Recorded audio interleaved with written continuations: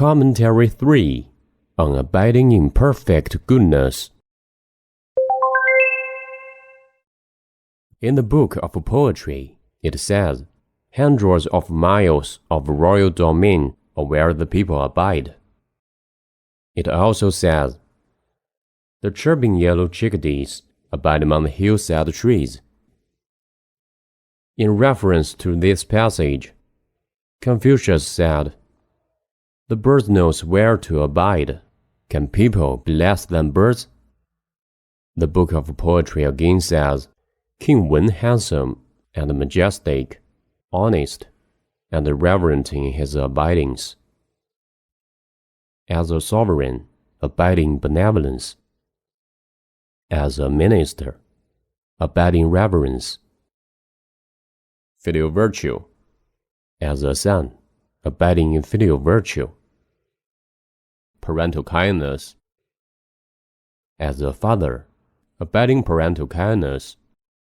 Interacting with fellow countrymen, abiding trustworthiness. Trustworthy." In the Book of Poetry, there is a poem in praise of Duke Wu of Wei that says, "Observe the winding river Qi, the green bamboo so flourishing. A gentleman of elegance, carved and chiseled so he seems, ground and polished so he seems, stately in his majesty, solemn in his dignity. A gentleman of elegance, remembered for eternity. Carved and chiseled refers to his studying the way. Ground and polished refers to his self-cultivation. Stately in his majesty refers to his cautious, awe-inspiring air.